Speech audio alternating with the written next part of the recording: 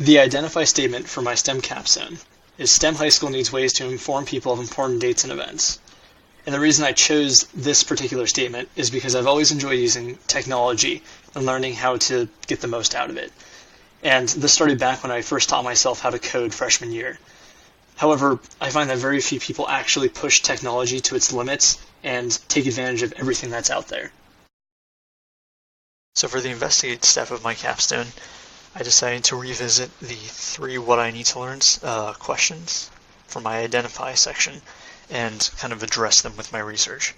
So those 3 questions were: what devices do students use the most? What kind of information do teachers need to send students? And what are the most effective methods with whatever the students want to use? So what devices do students use? So as a student myself and interviewing lots of students throughout school, it is definitely apparent that students love to use mobile devices and especially cell phones to communicate with and receive notifications through. So to kind of keep information all in one spot, it would make the most sense to use mobile devices. And to ensure that this isn't just anecdotal, I decided to do some research through the Pew Research Center, which states that 91% of teens go online with mobile devices at least occasionally. And of these teens, 94% go online daily or more often. So if you want to reach students easier than with an email that they have to log into, it definitely makes the most sense to go with a device that they use daily, which is cell phones in this case. So what kinds of information are needed to inform students on what's happening? So the most important, obviously, is plain text, which is basic, but it definitely can get the word across. But the next 2 most important are images and videos, sometimes for student government, or maybe if a teacher just wants to share something that's harder to just write up, images are definitely needed. So a method that can make use of those would be important to research and look into. So mobile apps or mobile websites. So for mobile devices, it's really one of these 2. They're the only ones that are built for mobile devices. So looking into some sources online, mobile apps definitely are the most effective choice since mobile devices are designed around apps. So websites were originally built for desktop computers, and so mobile versions just don't seem to clash as well with phones, but also they're slower at loading. You have to have internet access while some apps can be offline, and they don't tend to interface as well with phones like I mentioned before. So mobile apps from multiple sources just seem to be a much stronger choice, and people tend to like them a lot more. So speaking of apps, one of the apps that STEM uses quite often is Remind 101 to kind of get around difficulties with email. And so I decided to research some of the limitations of Remind and see what I can improve on. So the 2 big ones are there's a character limit on Reminds of 140 characters, which is extremely limiting. So if I were to create an app or find a solution that would send text to students, it would have to get rid of that current issue of 140 character limit. And then the final one is that for lots of apps, including Remind 101, sending videos and images can be very difficult and cumbersome.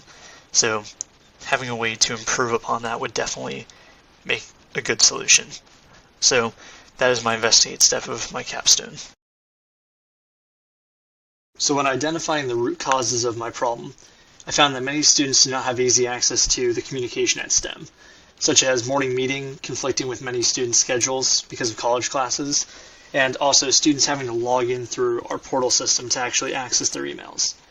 And so while looking at these root causes, I found that the easiest one to create a solution to would be having a better way to access online copies of what's going on throughout the school.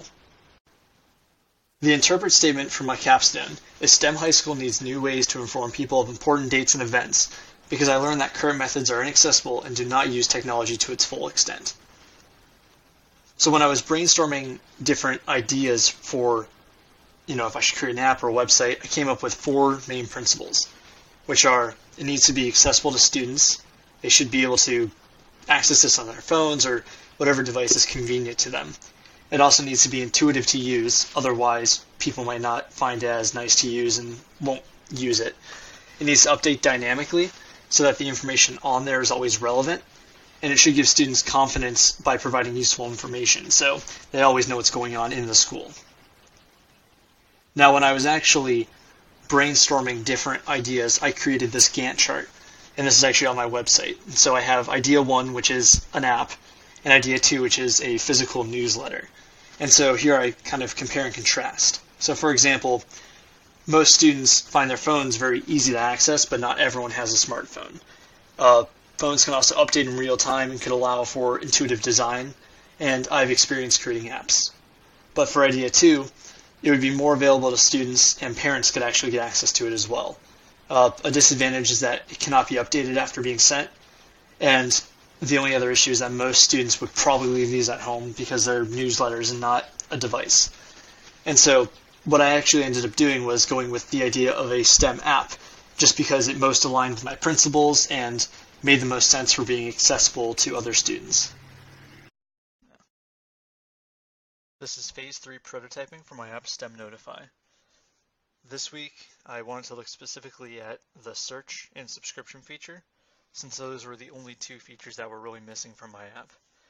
So I'm back here in Android Code Studio, and so the hardest thing about the search feature was getting it to recognize when there was just either garbage put in or when there was an actual match. So that was the main thing I worked on. And then the ability for students to hit subscribe, and that adds that teacher to their subscription menu. So I'm going to go ahead and pull up my app on Pixel 2. So again, this is just a arbitrary device that I use to test. Alright, so here we go. It's the main menu from last time. So we have our school-wide announcements. Nothing much has really changed there. The time is still pretty much the same. And then the subscriptions has changed the most. So if I go ahead and click on my your subscriptions, it's going to show just these bubbles that are sitting here doing nothing. So they're just to show you that there's currently no subscriptions. So if I go back and I search, just for instance, maybe I start typing in SheCaf. Now when I go to search that, it's going to pop up with a couple things. So in the middle there is a recent announcement that SheCaf may have made. So if I click on that, it actually has some information and possibly a link. But that was something I actually worked on last week. The main feature here is up at the top. It says subscribe in parentheses. If I click on that, it'll allow me to toggle between, so I can choose to subscribe, unsubscribe. So it shows the option to unsubscribe now that I'm subscribed. So let me head back to the main menu. And if I tap on my subscriptions, what's going to happen is up at the top, it actually takes any announcements from, in this case, SheCaf, and actually puts them into here. So now if I click on this, it'll actually bring me to that same announcement. And then if I ever decide that maybe I'm no longer in one of SheCaf's classes, so let me go ahead and search again. And now it actually gives me the option to unsubscribe. So if I click on that and I head all the way back to the subscription option, what's going to happen is that option to click on there is going to disappear. So as you can see now, there's no subscription. And so that sums up most of my phase 3 prototyping. The rest of the app is functional at this point, so all that I need to do for my app is actually have teachers add things to it and add different notifications. So a student, it'll actually save who they're subscribed to on their phone, so it doesn't require you to sign in, which was something that I thought was really cool. So on your phone, it can store like a tiny little text folder that says, you're subscribed to SheCaf and Graeber, and it'll do that. And then one more thing is, I have another example. So if I were to type in Graeber, since he exists on the system, it'll actually give me an option to subscribe and unsubscribe.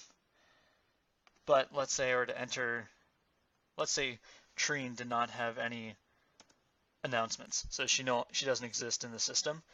It'll pop up saying, sorry, we couldn't find anything. So instead of just not giving any feedback or trying to find results that really don't match what I was asking, it's just going to tell them, hey, we couldn't find anything that was useful. So now looking back on my app STEM Notify, I believe its largest impact is proving how STEM's communication can be improved and laying the foundations for how to actually do that.